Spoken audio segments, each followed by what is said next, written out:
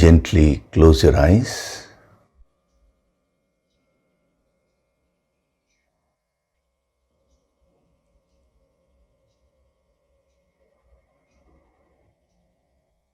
Do deep breathing.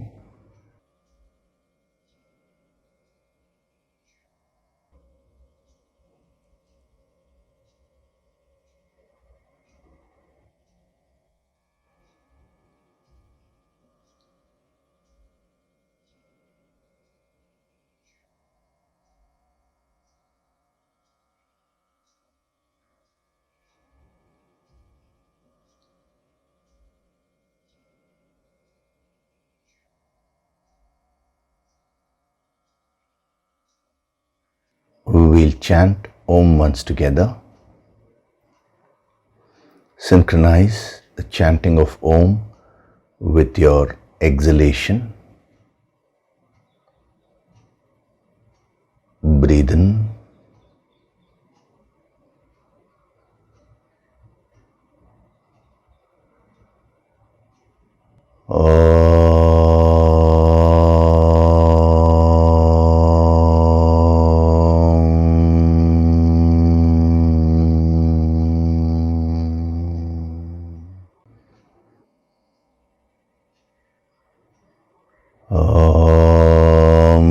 Sahana vavatu, sahanau bhunaktu, sahaviryam karavavahai, tejasvinavaditamastu ma vitvishavahay. Om Shanti, Shanti, Shanti.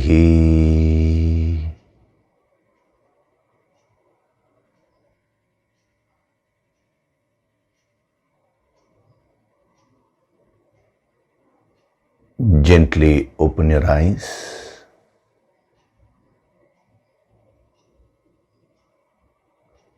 We will chant from verses 68 to 72 of chapter 2.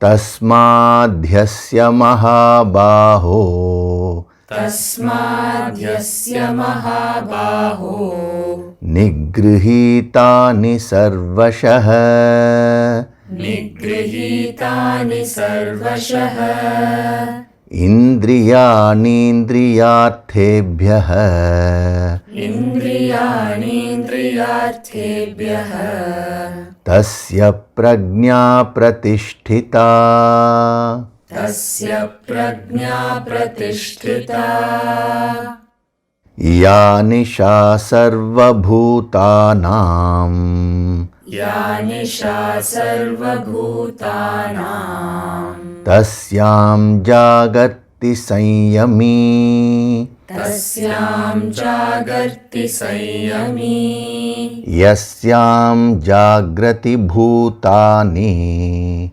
yasyam jagrati bhutani, sa nisha pashyato muneः, sa nisha pashyato muneः, आपूर्यमाणमचल प्रतिष्ठम्, आपूर्यमाणमचलप्रतिष्ठम्, समुद्रमापः प्रविशन्ति यद्वत्, समुद्रमापः प्रविशन्ति यद्वत्, तद्वत् कामायं प्रविशन्ति सर्वे, तद्वत् कामायं प्रविशन्ति सर्वे, स शान्तिमाप्नोति न कामकामी, स शान्तिमाप्नोति न कामकामी, विहाय कामान् यः सर्वान्, विहाय कामान्यः सर्वान्, पुमांश्चरति निःस्पृहः, पुमांश्चरति निःस्पृहः, निर्ममो निरहङ्कारः, निर्ममो निरहङ्कारः, स शान्तिमधिगच्छति, स शान्तिमधिगच्छति, एषा ब्राह्मी स्थितिः पार्थ, एषा ब्राह्मी स्थितिः पार्थ नैनां प्राप्य विमुह्यति नैनां प्राप्य विमुह्यति स्थित्वा स्यामन्तकालेऽपि स्थित्वा स्यामन्तकालेऽपि ब्रह्मनिर्वाणमृच्छति ब्रह्मनिर्वाणमृच्छति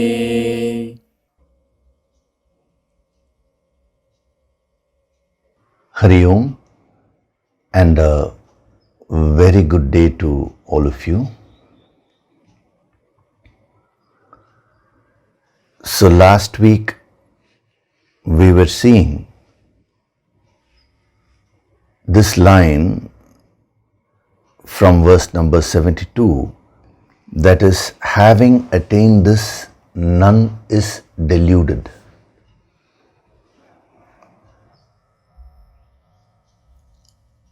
So in this particular line, he is giving you the motivation.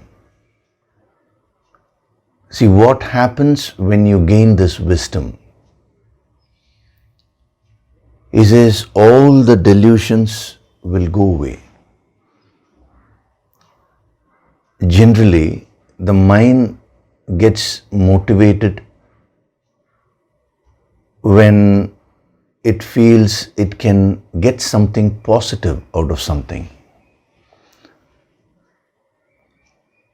See, whenever you want to remain motivated about doing something, you need to understand the value of whatever you're doing. That is, that action is so valuable to me. That action can give me these positive things in my life. The moment you understand the value of something, then you will automatically become motivated to do that. When you don't understand the value of exercises, you will not do any exercise. And when I say understanding the value, it is not merely just intellectually understanding the value of something, but genuinely absorbing and feeling it. When you understand the value of Yoga Sankirtan Sadhana, you will start doing it with a lot of passion and consistency.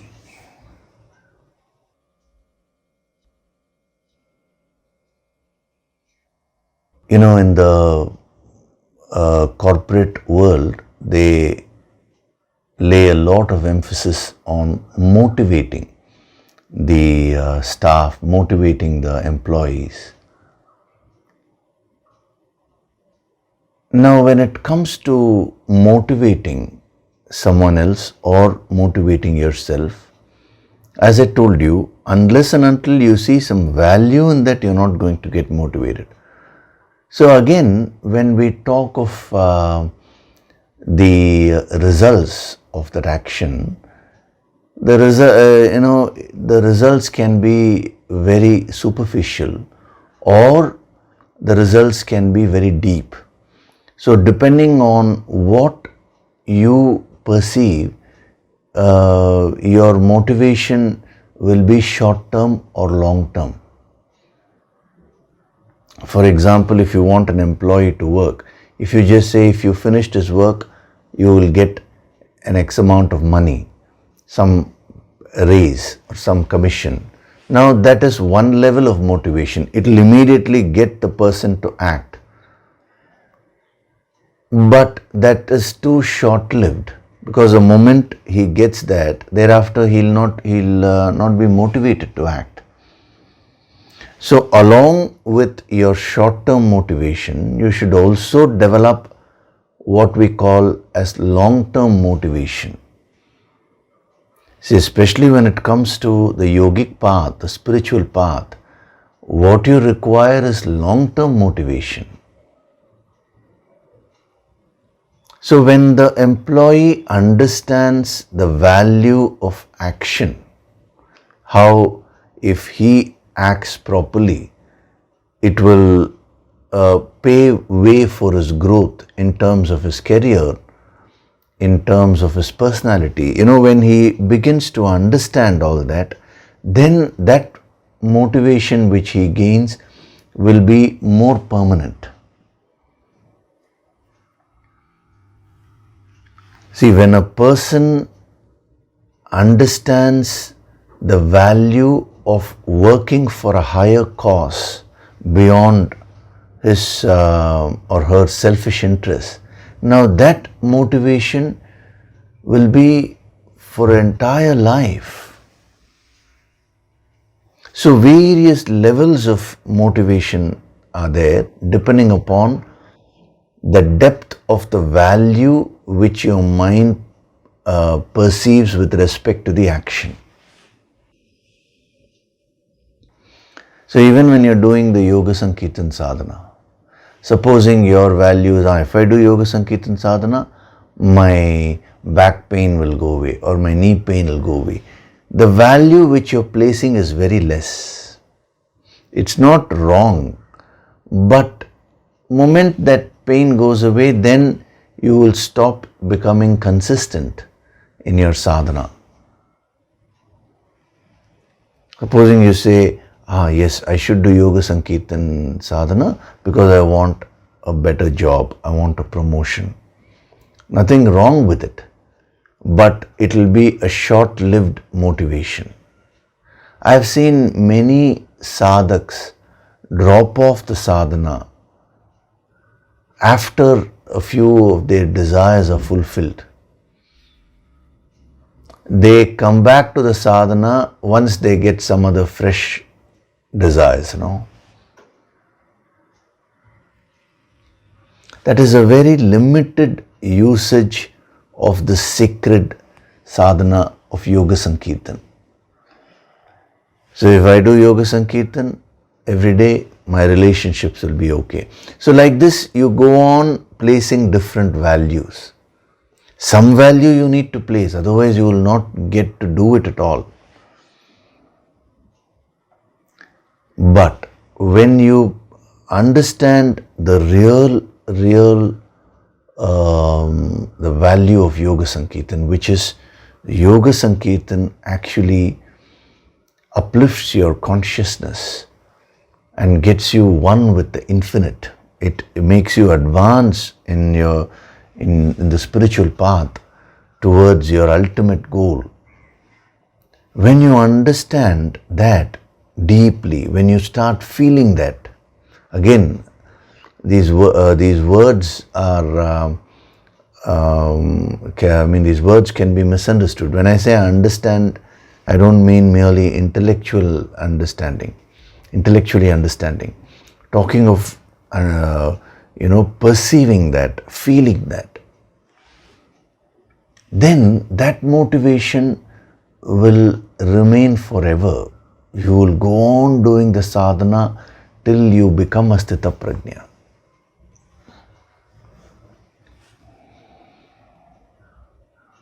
So it is the same thing with respect to your children or with anyone. No one will listen to what you are saying per se.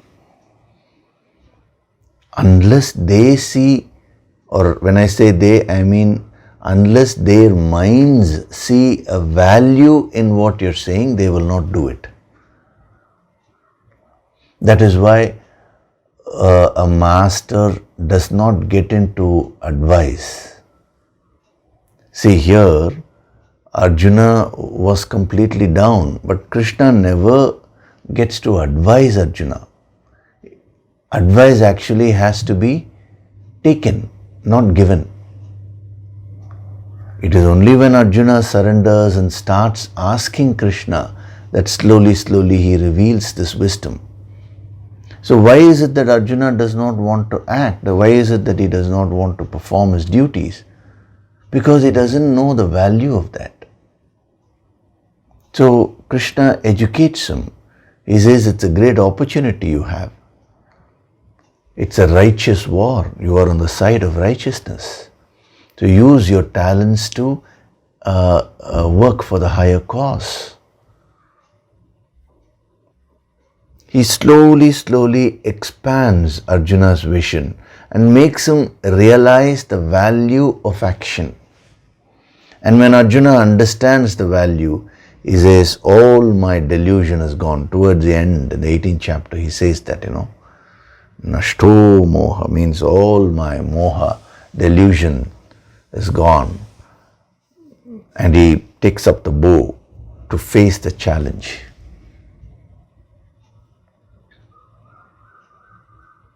So, Krishna is applying the same psychological principle of motivation, that is motivating the human mind.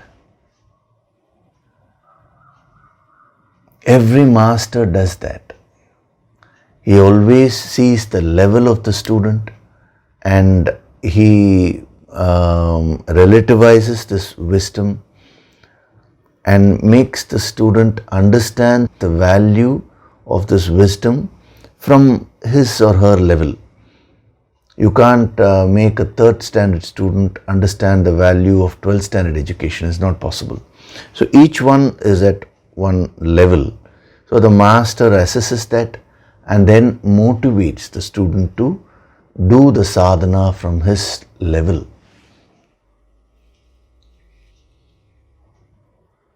It's a very powerful principle.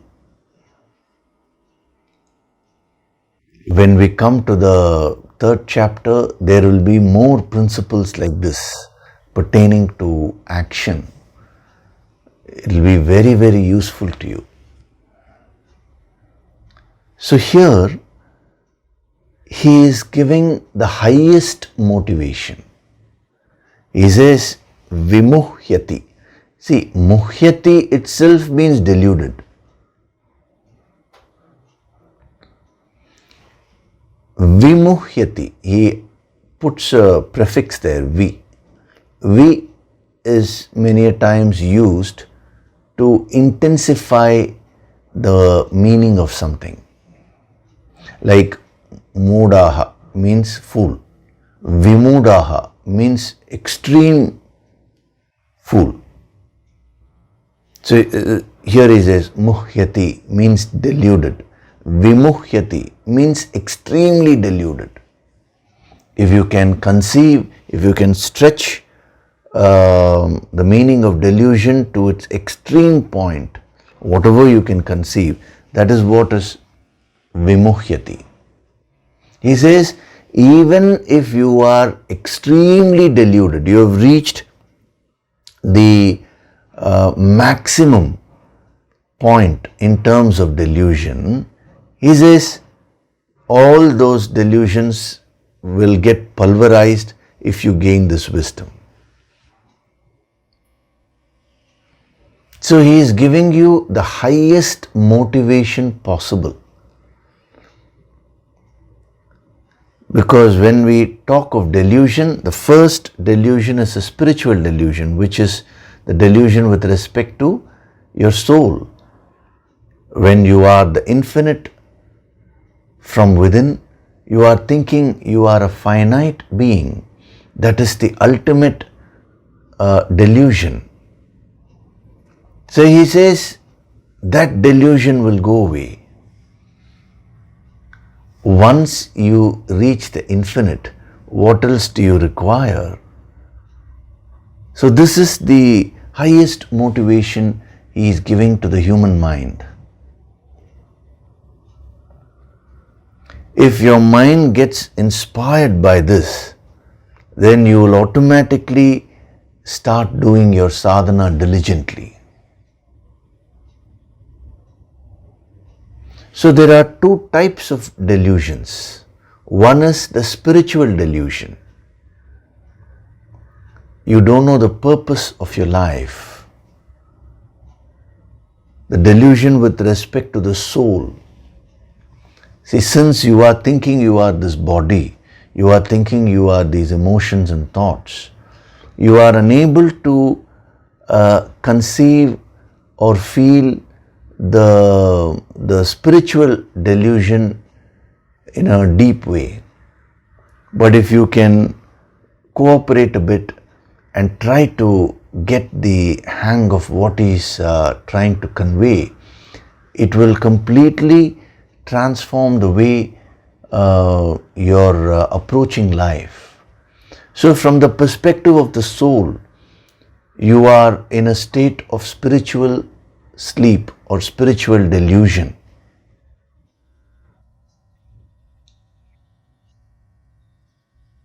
The moment you feel that you are finite, see, you may not exactly tell it out in words like I am finite, but what is meant is, if your identification is with something finite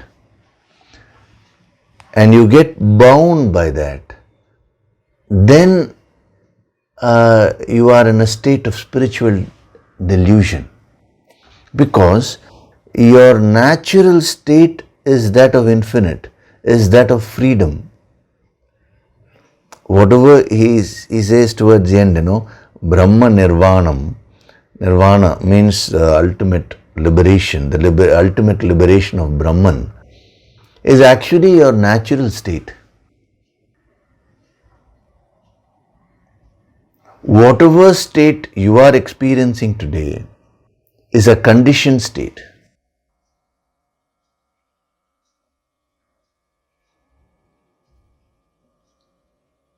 So he says, from a state of pristine purity, from a state of unconditioned consciousness, now you've gotten into a state of conditioned finite consciousness.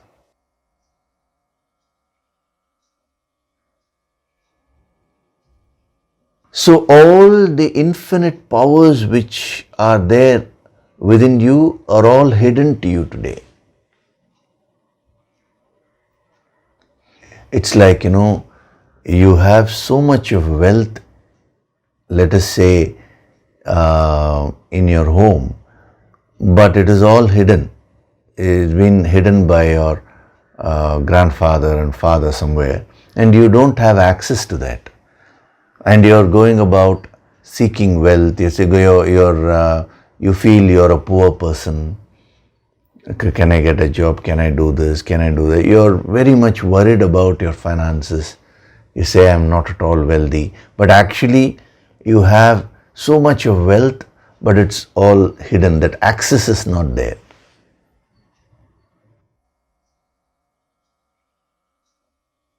It's the same thing with respect to spirituality also. You have that infinite wealth within you, but today that access is not there. A guru comes into your life to give you that key, to give you that access.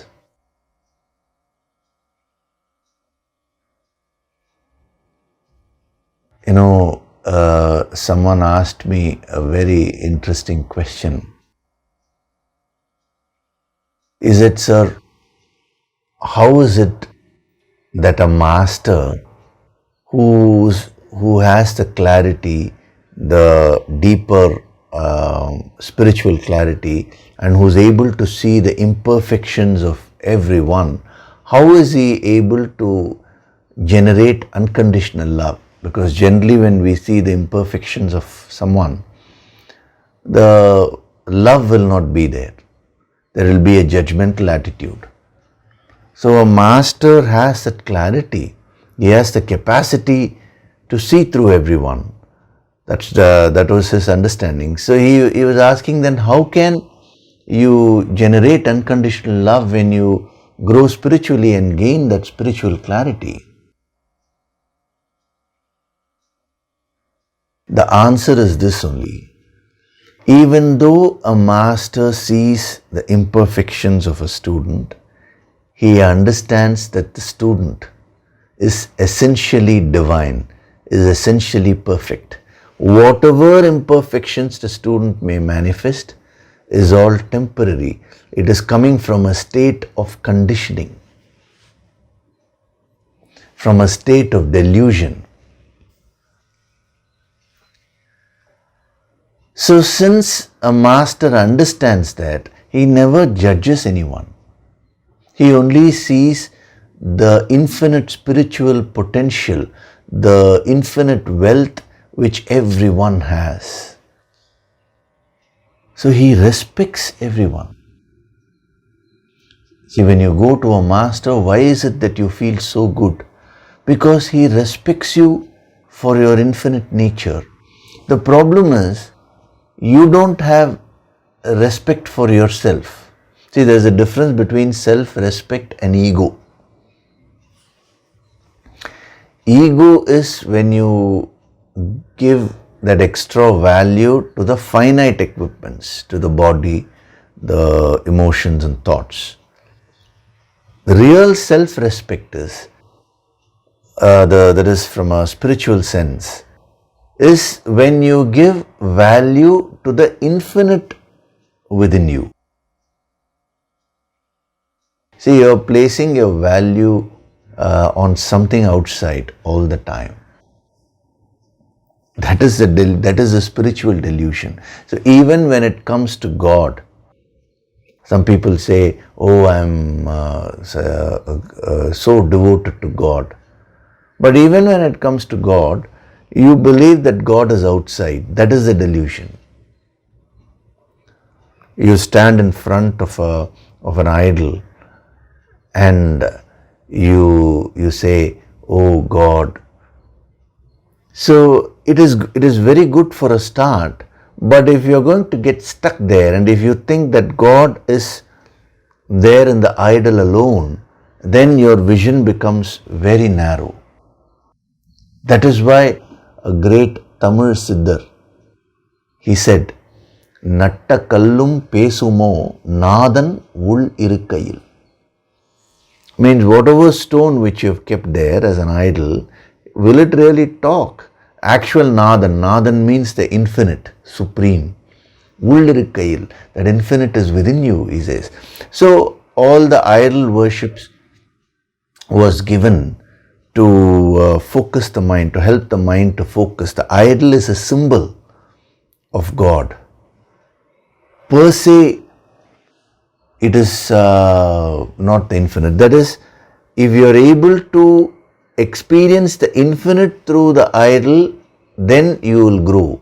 But if you restrict the very principle of God to the idol, then instead of growing, your consciousness will get stuck. So the spiritual dimension, the spiritual delusion is so deadly that it percolates in every aspect of your life, including your prayers and whatever worship which you do. So here he is motivating your mind to the highest level, and he says, gain this wisdom, because when you gain this wisdom, all the delusions, that is vimuhyati, nobody will ever be deluded, he says. So he does not ask, he does not give room for any of your reasons. See, generally when something is told, when something positive is told, the mind will immediately react in the opposite way. No, but this will not suit me because my problem is this, I have a knee problem, I have a back issue, my husband is like this, or my wife is like this, my children, something or other. Your mind will immediately start weaving various reasons for why this will not work. It may probably it may have been suitable in those days, but this is Kali Yuga.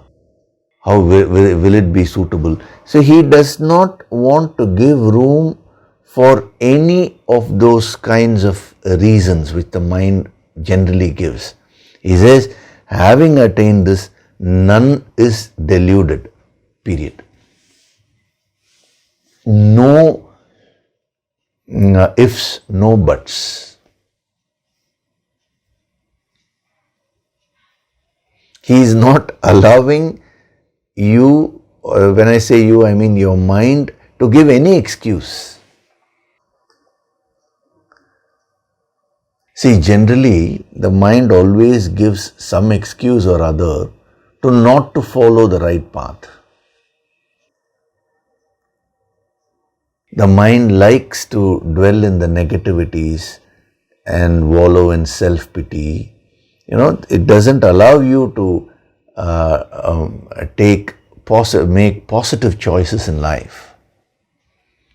It goes on spinning some reason or other. Why this will not work for me? Why I am unable to do it? Oh, lot of work pressure.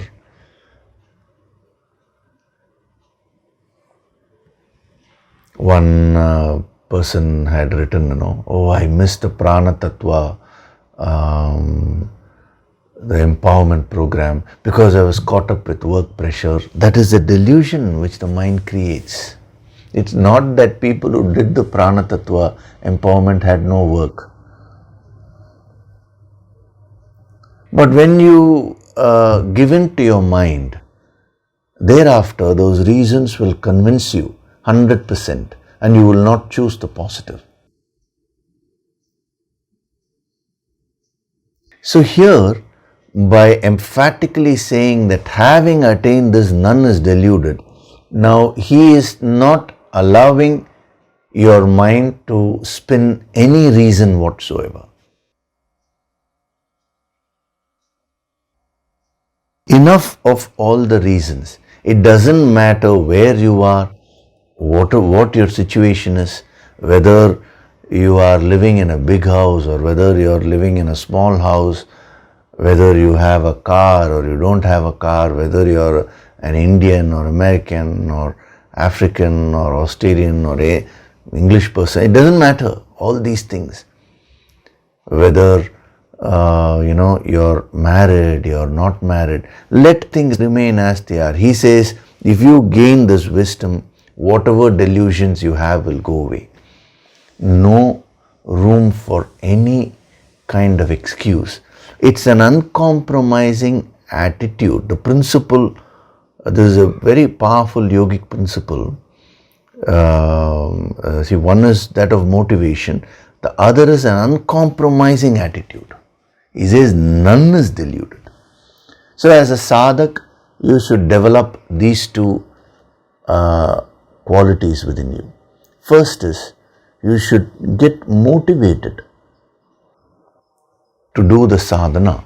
You should get motivated about the higher by understanding and feeling the value of sadhana. The second important thing is the principle of non-compromise. That is, you should have a non-compromising attitude. If you allow a small a compromise, that is a thought of compromise to enter your mind, then it will slowly increase. In psychology, they say that the first time you commit a mistake, there is the greater chances of rectification are there. But if you give in to the mind and if you repeat the same mistake several times, thereafter you will get used to it. You will get into the state of delusion in a more deep way. So this is the first type of delusion, that is the spiritual delusion. The other type of delusion is the worldly delusion.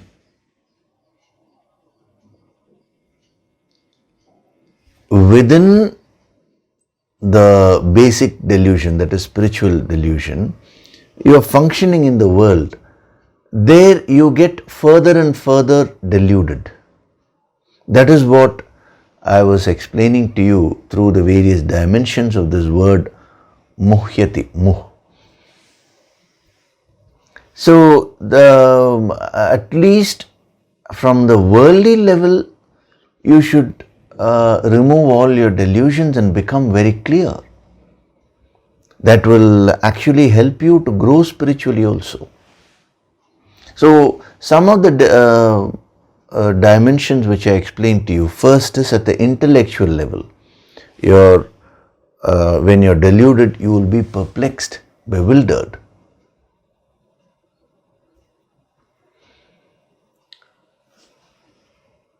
See how many people I know, they become very perplexed when it comes to what they need to do in life, the course of action which you take.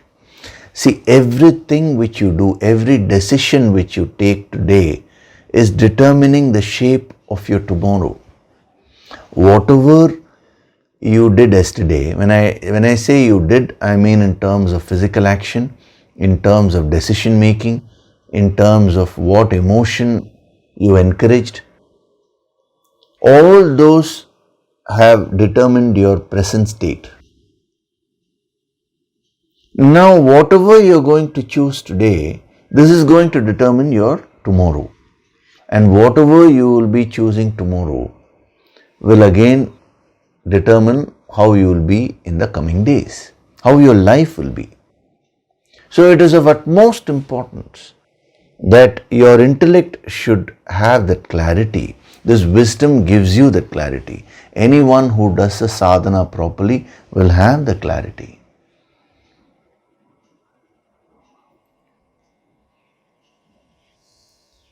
You have certain desires. Let's say you want to become an engineer, or you want to become a doctor, or you want to become a chartered accountant, or something you wanted to do, but you were unable to fulfill that desire. Now that is a very deep scar which you are having. Now you should do your sadhana and release that scar from your system. Instead of doing that, I've seen this in many cases. What a person does is, he transfers that scar onto his children. Either forcefully he tries to pressurize the children to do whatever he wanted to do in life, either directly, forcefully, or sometimes indirectly also. It causes a lot of delusion intellectually. It covers the intellect, as a result of which you are not able to clearly see as to what the nature of your child is. I'm only giving you a practical example. So when a person is clouded, when the person's intellect is clouded, then he believes that yes, my child also should do should take up that particular field, without any reference to what the nature of the child is.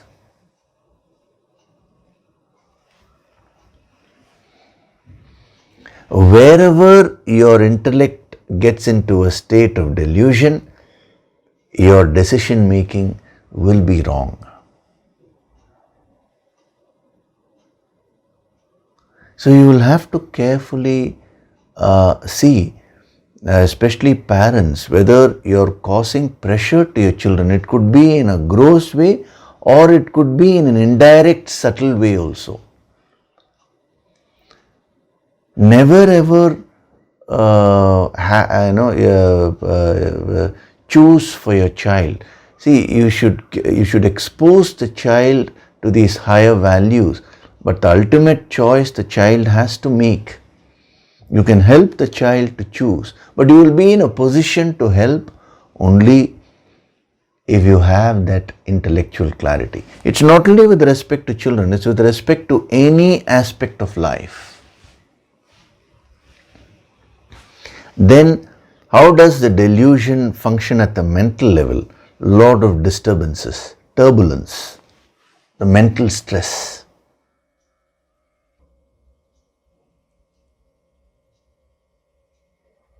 See, there is a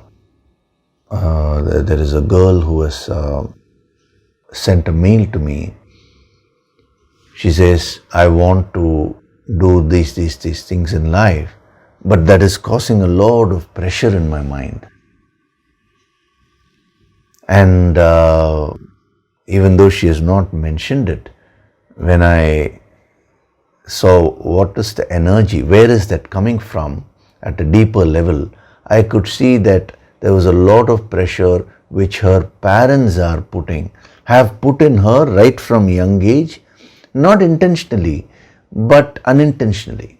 That you have to become this, you have to become that.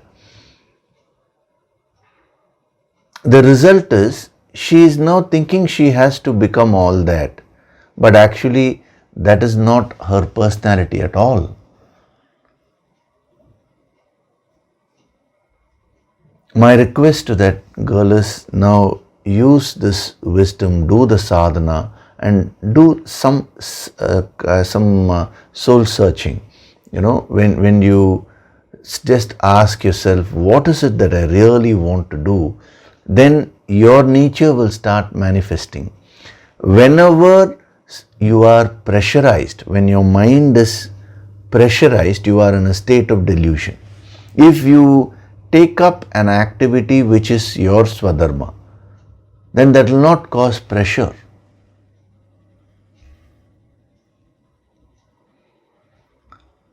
If a person is meant for music, let us say, and you force that person into mathematics, now that will cause pressure. So the girl who has written this mail to me, this is the message to her, and this is also a message to all others. See, your pressure, the pressure which you are feeling, I want to do all this, but that is causing pressure. That is coming because that is not what you want to do in life. So using this wisdom, do the sadhana and ask yourself, what is it that I want to do in life? As your clarity improves, it will become clear to you. Then the disturbance of the mind will automatically reduce. When the intellect is deluded, the mind also will become disturbed. And when the mind is disturbed, that will delude the intellect also, thinking. It is like, they are like two pedals of a wheel.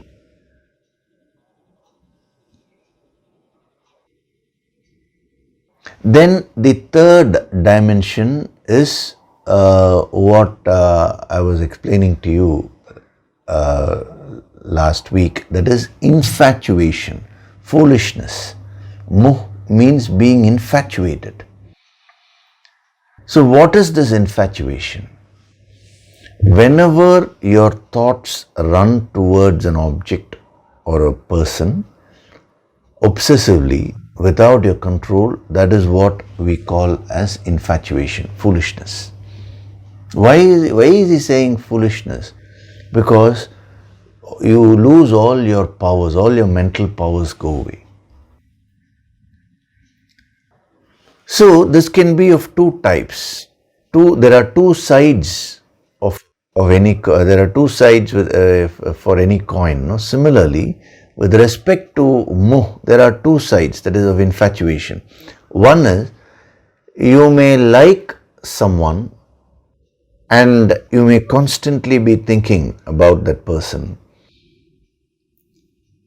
The other side is, you may dislike someone, you may hate someone, and you may be thinking about that person all the time. The emotion may be one of like, or it may be one of dislike. It may be a negative emotion also. You may fear someone and you may be continuously thinking about that person.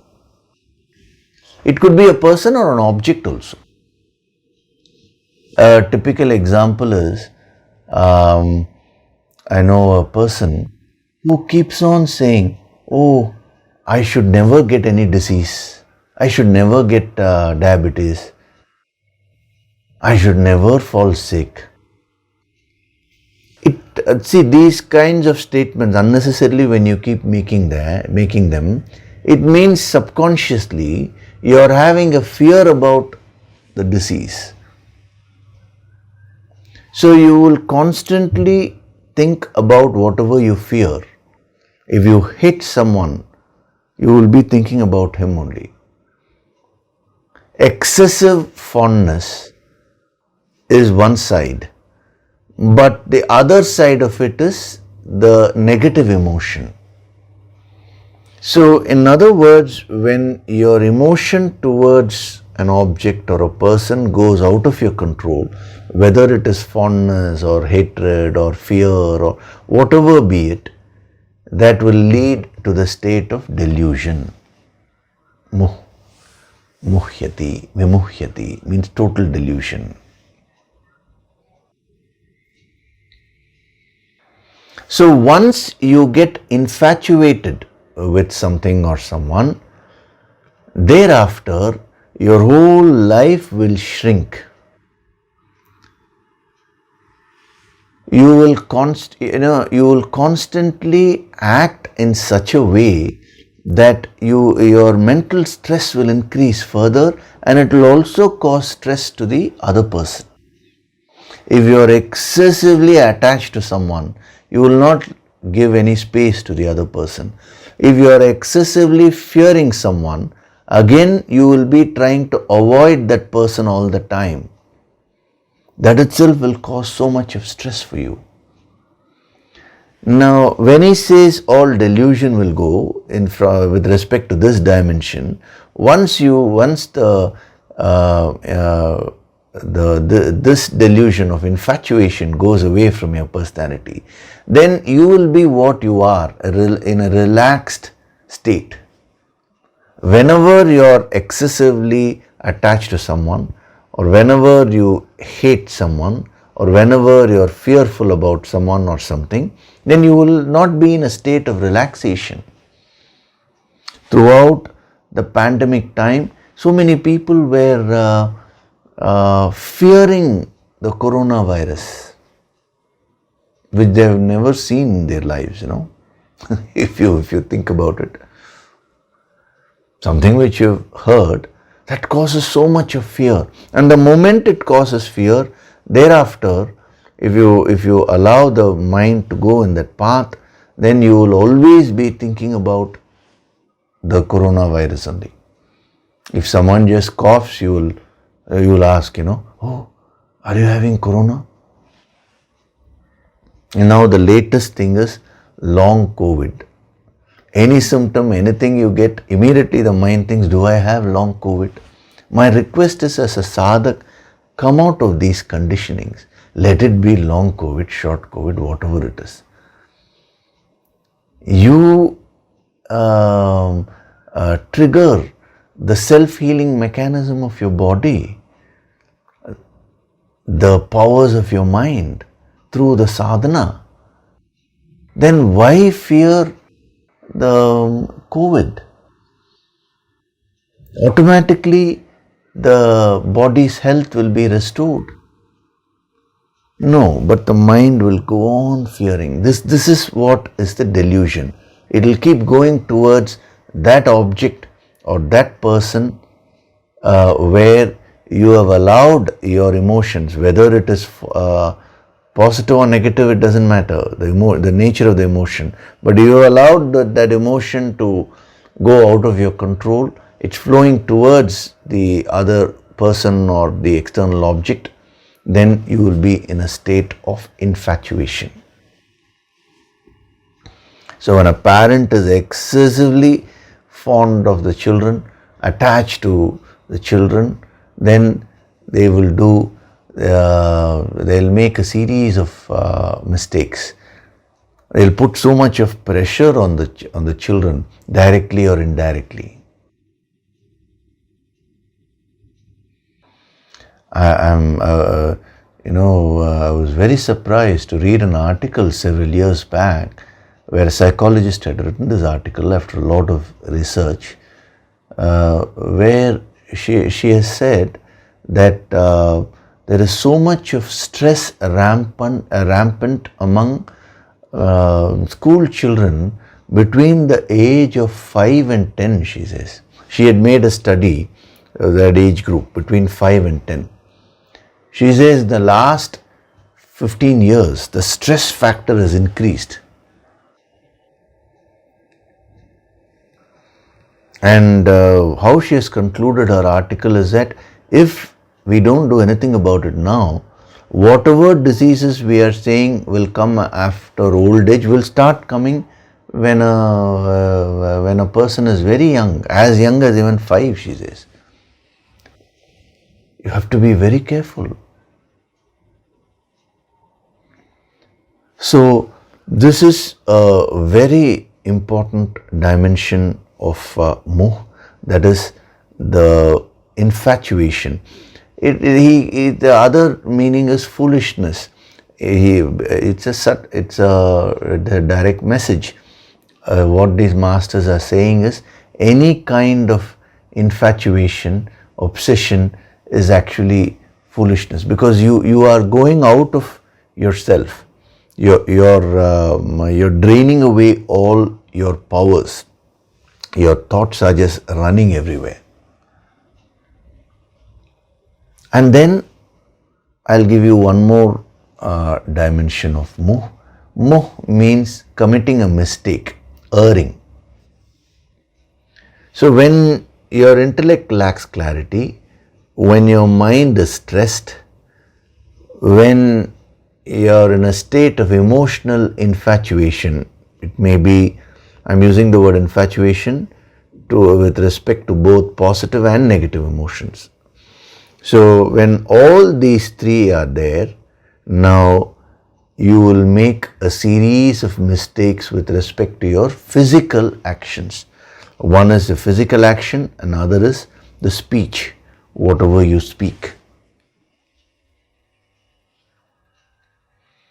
So when you are not able to decide clearly, naturally whatever actions you take will be wrong. This is applicable in any field. If you are in business, your decision making is very important. If there's something wrong with your decision making, then you will perform a series of actions which will get you into more trouble only. At some point you need to wake up. When your mind is disturbed, again, series of mistakes you will make with respect to your physical actions. When you're caught up with infatuation, when you're too obsessed about something or someone, again, your actions will be wrong.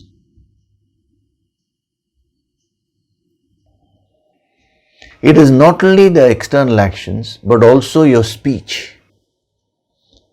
When you don't have clarity, you'll have no control over your speech. You will not know the context. You will say things which ought not to be told in that context, and later on you may regret. When your mind is disturbed, caught up with some emotion, then again your speech will get affected. You will say things which can get you into trouble, or which can get the other people also into trouble. Many a times, you'll find a person is normally okay, like in the interviews and all that, the interviewer asks very provoking questions. Now, the person has a breaking limit, he goes on answering. Suddenly he loses his cool. It may be from any field, that person may be from any field. So suddenly he or she loses his coolness, and then he blurts out something and says something which otherwise normally he'll not say. So to err, to commit a mistake, see, whenever you're pressurized, you will make mistakes. That is, chances of making mistakes are more.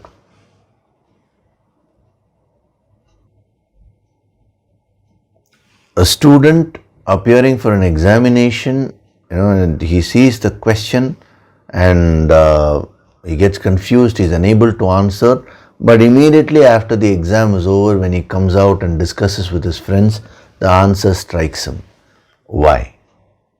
Because when he was facing the examination, his mind was disturbed. He was in a state of pressure.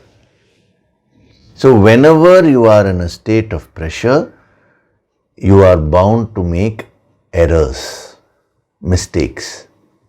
So one is to rectify mistakes at the physical level, but that is not enough.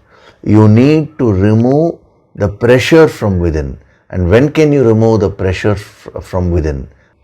It is only when you remove the delusion, when you come out of the state of moh.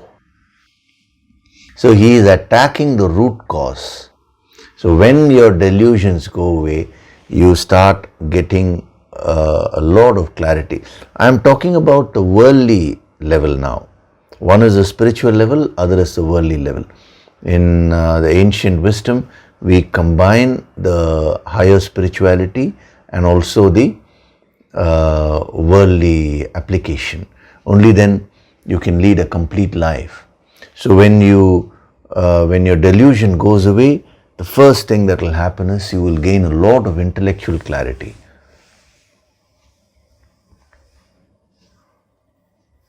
When you don't know something, you will not hesitate to seek wise counsel. You will take the advice of others. A person once told me that he had a problem with his elder brother. Now I asked him, so what is the problem which you're having? He said, no, my elder brother always puts me down right from young age. And I asked him, what is he today? He was in a very good position in terms of work and all that. So as he was saying, I could see the energy was not positive. It was, there was a lot of ego and misunderstanding. So I probed and asked him, okay, tell me some incident where he has insulted you. He said, for example, many years back when I was in my school, the next day was a public exam, the final exam in mathematics. And my mother asked my elder brother to teach me mathematics. So he took the book and he asked me a few questions. I was unable to answer all of them. He asked me some basic questions. So then what he did is he said, forget your public tomorrow. He went to the shop and bought the mathematics books from 3rd standard to 11th standard. And he said, first study all this. Because you don't even know the difference between a whole number and a prime number and a fraction, prime number. Even very basics is not clear to you. So to which I asked him, but tomorrow is my public. He said, that is fine. But first you do this.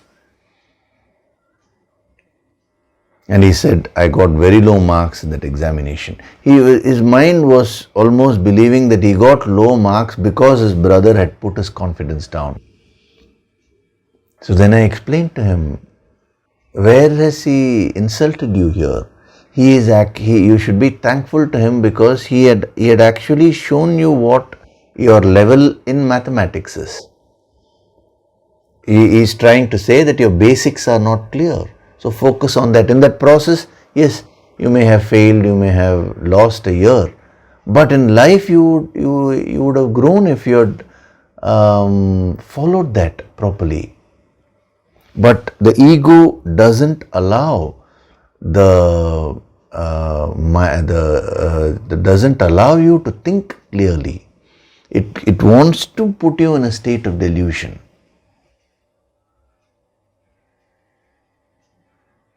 So once you get deluded, you refuse to take guidance also. See, here was a great opportunity for him. He could have taken guidance from his elder brother, and then and there, his life itself would have become different. Like this, at every instance, the delusion, the ego will create the delusion and not allow you to take wise guidance where you don't have enough knowledge. See, a spiritual person will be very clear about what he knows and what he doesn't know. That requires a lot of clarity. Wherever he knows something, that is for sure, he will handle that. Where he doesn't know, he'll immediately take expert opinion, expert advice and learn and put it into practice. When you're deluded, your ego will not allow you to take advice from anyone.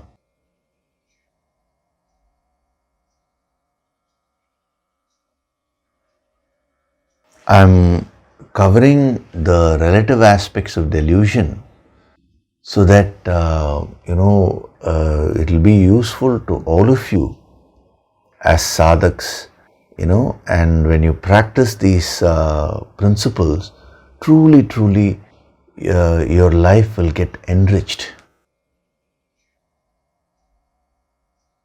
So whether you're doing business or whether you're a doctor or engineer, whatever be your field, you should have that clarity.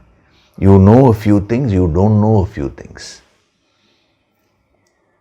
You should not hesitate to take expert advice where it's required. That itself is clarity.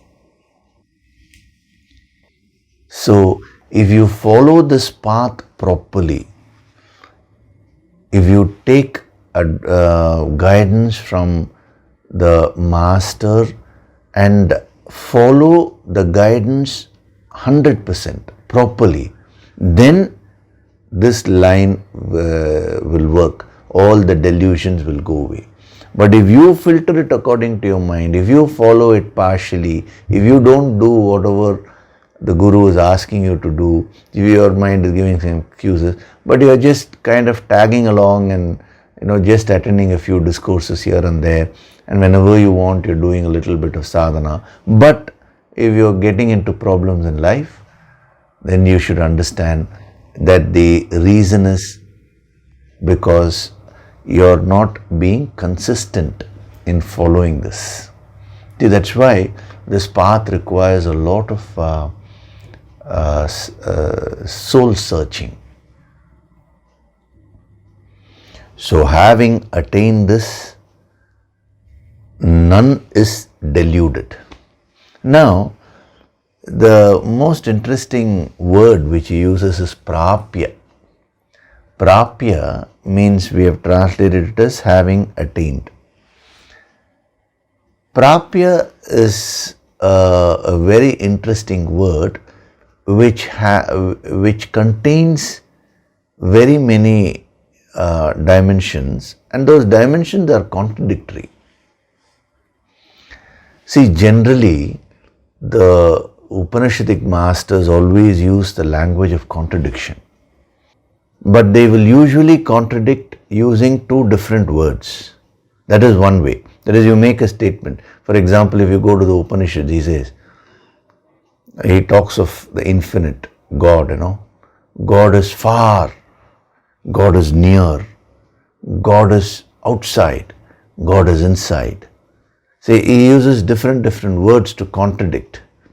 And through the language of contradiction, he pushes your mind to search the truth.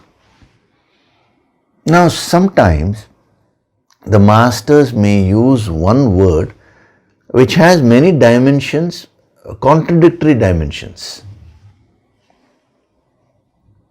Prapya is one such word. I'll explain to you, then it will become very easy for you to understand. Because, see, prapya means basically obtaining something. Why is it important to understand the deeper connotation of this word prapya? Whether it is in the world or whether it is in the spiritual field, you want to obtain something, right? It may say either you want to obtain some wealth, or you want to obtain a good job, you want to attain a good status in society, or you want to get good relationships. When it comes to spirituality, you want to obtain this knowledge, this wisdom. So something or other you want to obtain. So if you can actually master this word prapya, then your ability to get anything will increase. That is the beauty. So prapya, the one dimension of prapya means got or obtained. Obtained means it is there is, you don't put any effort to get it. You don't put any effort to reach it. It comes to you. That is one meaning of prapya, obtaining, getting something. Now the most interesting part is the other dimension of prapya. Prapya also means reaching or attaining, which means you put effort, hard work to reach the goal. So on one hand, prapya means just don't do anything. Sit wherever you are. You will get it. On the other hand, prapya means don't sit wherever you are. Put in your hard work and reach your goal. Now your question to me will be, sir, which one is true? Now should I sit wherever I am, or should I now get up and start functioning? See, today you're not getting that question because you're not understanding what is the deeper implication of this word. When you don't understand anything, there is no confusion, no question also. See, if you don't have any question, it means only two things. Either you have understood it fully, in depth, or you have not understood it at all. So you have to decide. So should I put effort now? Should I sit here and attract, or should I put an effort and reach the goal, reach the object? It could be spiritual, the spiritual goal, or it could be anything in the world also. Now, which path should I take? There is an eternal conflict, which is there in spirituality. Many people say, what can human efforts do? Nothing. It's all God only gives. Some people say, no. What God, what is all this nonsense you're talking about? We have to be go-getters. We have to go and get everything which we want. Which one is true? Actually, both are true. He's not using two different words. He's using the same word to mean two different things at one time. That's why I told you the Sanskrit language is a multi-dimensional language. The yogic path itself is multi-dimensional. You cannot fix it in one way.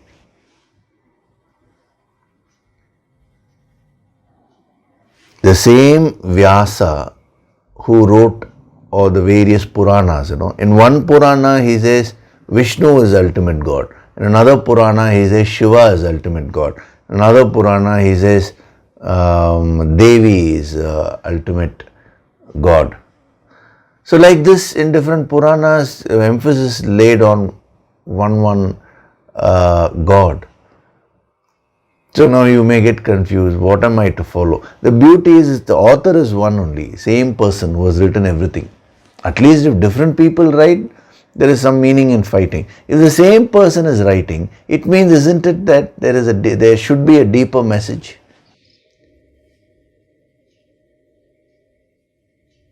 So it means he doesn't want you to get stuck with any form. See, it's a deeper significance. Last week I just briefly explained to you about the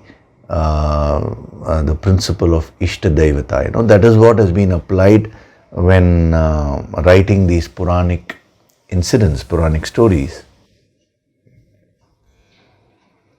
So similarly, it is the same person giving one word. And that word itself, there is a contradiction. It means don't do anything, you get it. It also means do everything in order to reach it. Now what are you going to follow? you need to follow both. Number one, if you want to achieve your goal, should I sit? No. Get up and start acting. You have to put in hard work to reach the goal. See, there is also another dimension. It means winning or acquiring. Won or acquired. It means you have deserved it. So what is that deserving? Deserving is nothing but the willingness to put in hard work. Never ever ask for something which you don't desire. Which you don't deserve. When you ask for something which you don't deserve, anyway you will not get it. And even if you get it, you will lose it. It is only a question of time. Don't use shortcuts in life. They say, slow and steady wins the race. That is only partially true, but there is an element of truth in that statement. It is not that you have to necessarily be slow all the time. You have to decide between when you want to be fast, when you want to be slow. But the principle there is, don't take shortcuts. That is what is the principle. Don't be overconfident. So first thing is you need to put in a lot of hard work. Efforts are very much required. Now we will first talk about a spiritual goal. Same principle you can apply it with respect to worldly goals also. So when you want to become a Sthita Prajna, you need to do sadhana, hard work on a daily basis. Number one. But when you put in all your efforts, what will happen? Slowly, you will develop an ego over it. I am doing it. I am becoming an achiever. That ego will start developing. In order to cut off that ego, the second dimension is given. That is, listen, God or the infinite is beyond all efforts. It is all the higher grace. You see, whether the river merges with the ocean or whether the ocean accepts the river, that is the dilemma here. So the river has to put in all the effort to go up to that last point. But at that last point, supposing the ocean rejects the river, then what will happen? So in order to remove the ego of achievement, the ego of efforts, they said it is beyond human effort. That is also true. Any amount of finite efforts cannot give you the infinite. So mathematically it's true, 1 plus 2 plus 3 plus 4, if you go on adding, that is not equal to infinite, that only tends towards the infinite. Finite efforts can never add up and give you the infinite.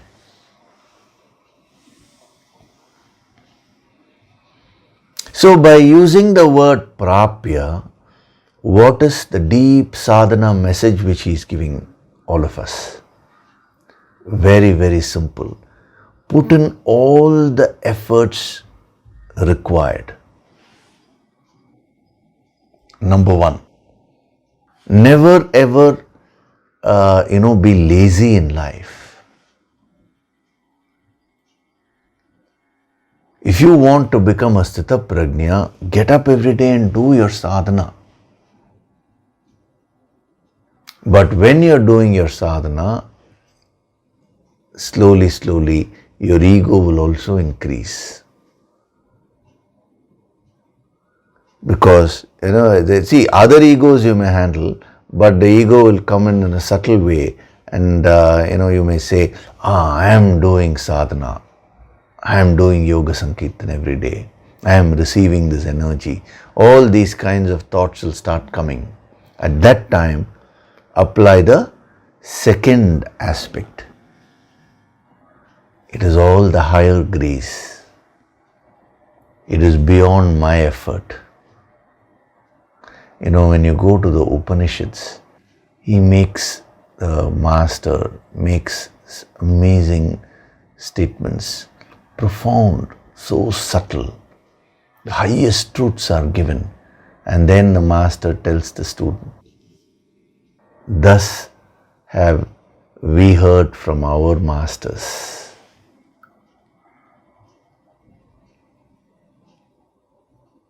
So he puts in all the effort, but no ego whatsoever. Actually, Krishna himself says that in one of the chapters. See, Krishna is an avatar, direct manifestation of the infinite with full awareness. Yet Krishna says, thus have I heard from the wise people. So in this ancient wisdom, we are asked to practice both these simultaneously. You are asked to put an effort, or that is overcome your tamas, laziness, and put in whatever efforts are required. If you don't act properly and then you want success, it's not possible. Some youngster asked me this question, Sir, if I have to put an effort in order to get success, then why should I pray to God? What is the necessity of God? If I pray to God, then God has to give me everything, no? It's a wrong concept.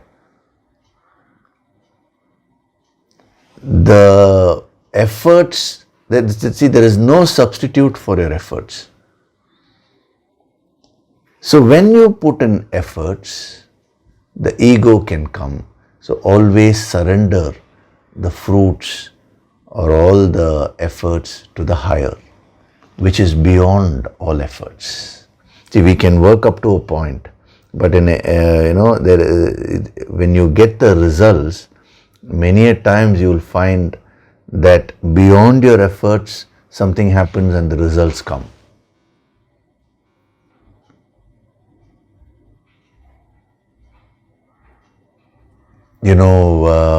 When you're, let us say, when you're trying to solve a mathematical problem, you go on thinking and then you leave it. You're unable to get a solution. You're doing something else and suddenly the answer strikes you. If you're not put in the effort, would the answer have struck your mind? No. But the answer struck you when you expected it the least. Efforts are also required, but it is also beyond human efforts. So everything in life is like that. More so, the highest goal of God realization. So in life, fix your goals. Be very clear about what you want in all your areas. And in those areas of life, put in whatever efforts are required. If you're lazy, this energy will not work, the higher energy. The Yoga Sankirtan is not to fan your laziness. Please understand that. If you're not putting in the right efforts, but you're saying, Sir, I have surrendered, I am attending the Gita discourses, it will not work. For those people who are hard working, this higher energy will give maximum results. See, if you are aiming for 1, it will give you 10, provided you put in that efforts for that 1. That is how this wisdom, this higher energy will enhance the value of your life. But if you don't put any efforts, there will be no value. You will not get anything. See, your efforts, I'll give you a very simple example. Putting in efforts in life is like putting zeros, So when you go to a guru, you have to put your efforts, write the 0 on the board. Then what is the work of a guru? He will come and put 1, the number 1 before the zeros. Depending upon how many zeros you put, the value will increase. The Guru will be impartial. He will put that 1 to everyone. If you have not put anything on the board, what you receive is only 1. If you put 1 0, what you receive will be 10. If you put 2 zeros, what you receive will be 100. If you put 3 zeros, what you receive will be 1000. The Guru has nothing to do with that. But without that 1, even if you put 1000 zeros, it will be 0 only. So your efforts are also important, but at the same time, don't develop an ego over it. It is because of that 1 only your efforts are having a value. So when you are attending these discourses, put that effort to apply it in your life. Do the sadhana. That is all like putting the zeros. I am deliberately using the number 0 because by saying your efforts are 0, the mind immediately, the ego goes away. But still that is very important. If you put 10 zeros and then the Guru puts that 1, then the value of that number will be so high. So if you put in all your efforts and the Guru also guides you, that combination will give you the highest experience of self-realization or God realization. Reflect on this example which I gave you. Are you doing whatever you ought to do in life? Are you satisfied with your efforts? Can you say, I have put in 100% efforts? First question should be that. And if your answer, if you're not sure about it, I am not sure, the moment you say that, it means the efforts are not enough. You should put your efforts in such a way that you're able to confidently answer that and say, yes, I have put in whatever I want to, whatever I have to do. Then number 2 is the surrender part, prapya. Beyond my efforts, it is all the higher grace, the grace of the higher, the grace of the Guru, the grace of all the great masters. So when you combine these two, you will progress very fast in the spirituality. And the same principle can be applied in other areas of your life also.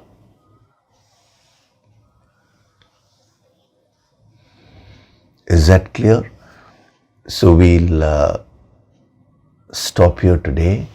I have given a lot of very, very valuable inputs.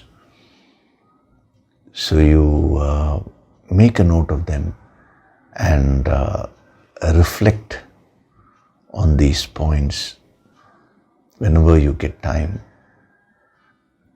Sometimes, when you're listening to this every Sunday, the energy will be so powerful that you will be listening to it. You may be listening to it in a state of meditation. So that's why throughout the week, whenever you get time, come back to these points. It's there in the YouTube, so you can listen to it again and again and keep on absorbing this. And look for various avenues where you can practice these principles. You don't even need to look for different avenues. Your own life, in your family, in your kitchen, in your bedroom, in your hall, everywhere this wisdom has to be applied. With respect to your children, with respect to your wife, with respect to your husband, with respect to your parents, wherever you are, you can apply these. Okay? So we'll do the meditation, the Nididhyasana. So as I told you, I'm also preparing you for the Guru Purnima session which we are going to have in July. It's going to be a very powerful session. So apart from your daily sadhana, I'm also preparing you every Sunday. Okay? So sit in a relaxed way. Place your palms facing the ceiling, fingers naturally curled, and place them on your thighs or on your knees. This is a bhavana of surrender. See, when you want the higher grace, when you want the Guru Shakti to bless you, you should get into the mode of surrender. That is why. Gently close your eyes.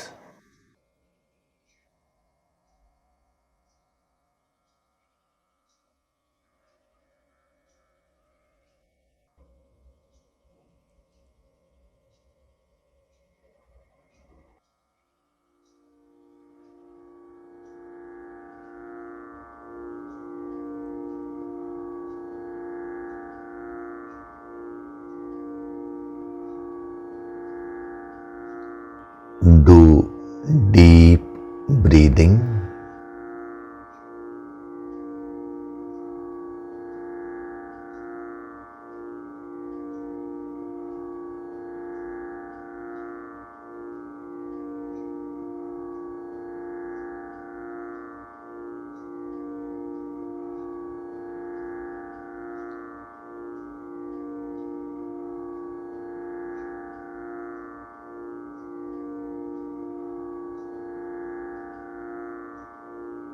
As you breathe deeply,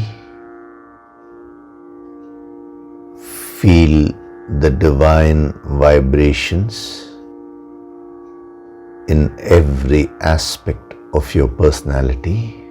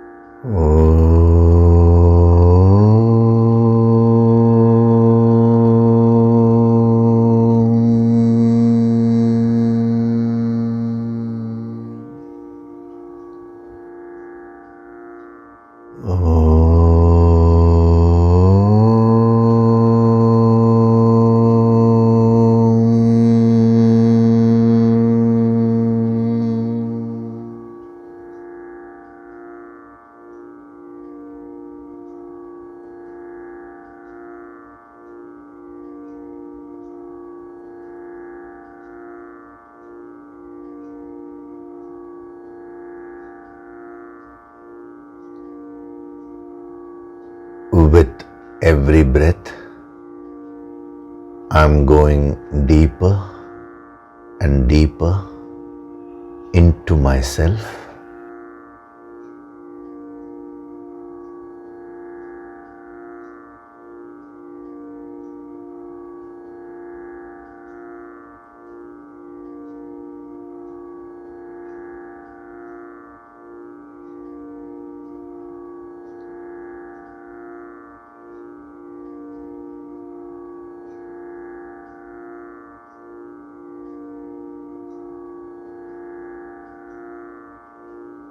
Beyond my body, beyond my mind, beyond my intellect lies the supreme reality.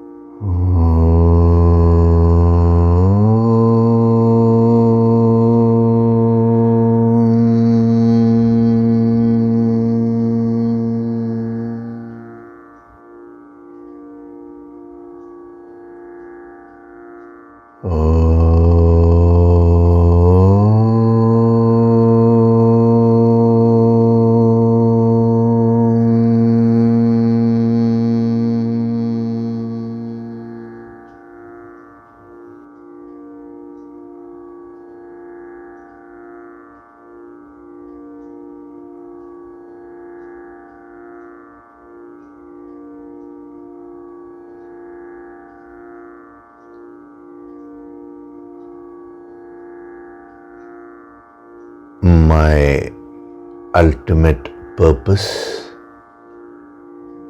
is to remove all my delusions and become a sthita prajna.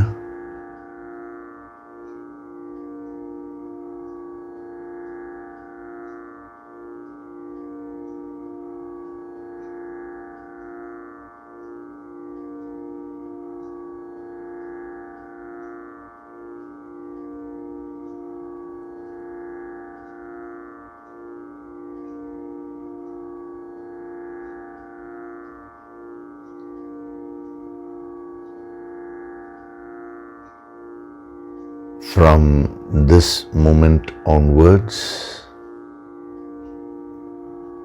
I choose to put in whatever efforts are required to attain the goal.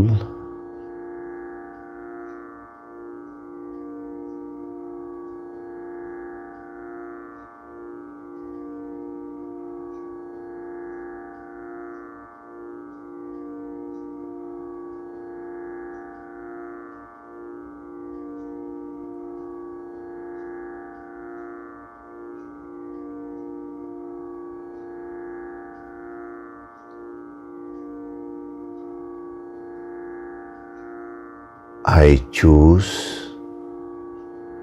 to surrender all my efforts to the higher Shakti.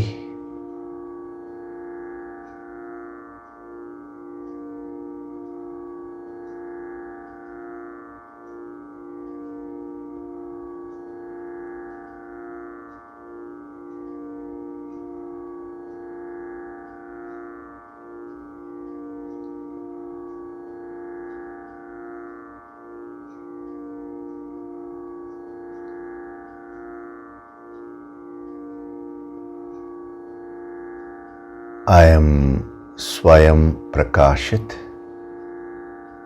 self-illuminating.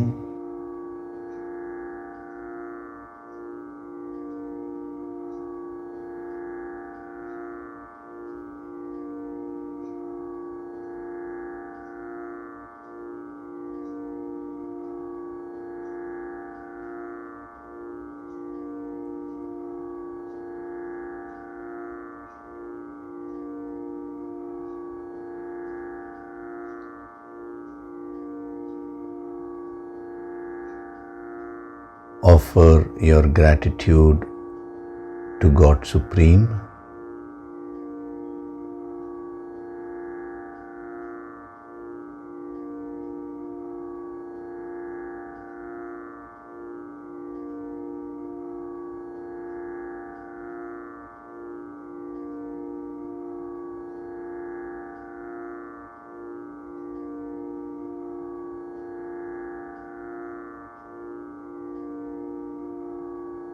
Offer your gratitude to your Guru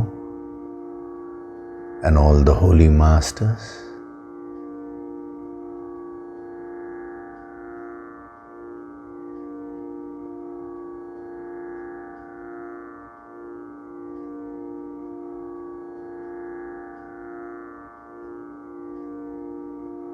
Slowly come back.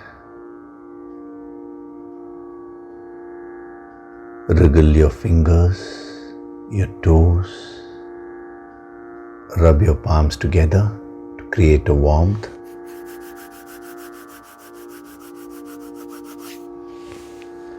Cup your eyes with your palms.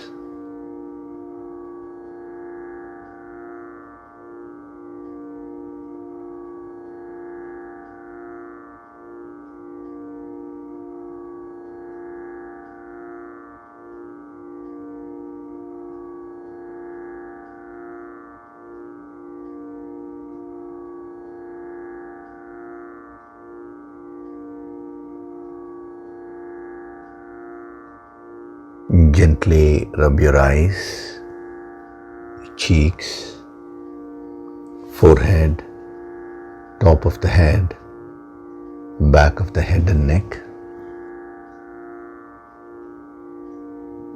Slowly open your eyes.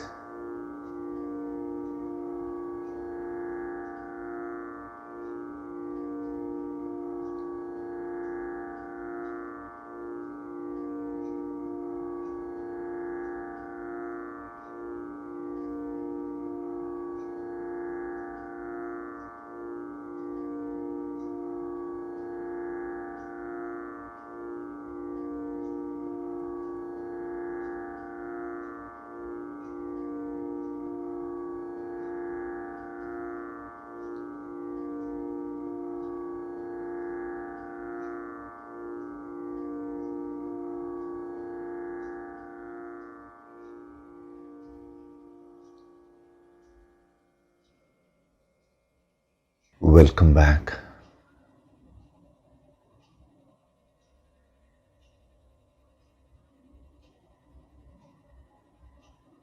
Such a deep session we had, isn't it?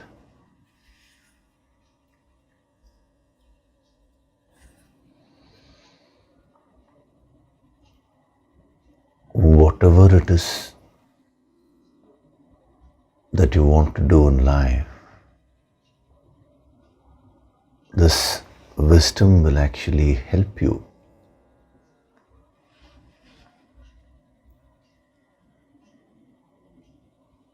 If you're a doctor, it'll make you a better doctor. If you're an engineer, it'll make you a better engineer. It doesn't matter what field it is. Not only will this help you to lead a fulfilled life in the world, but it will also take you towards the highest state of Brahma Nirvana, the ultimate liberation of Brahman.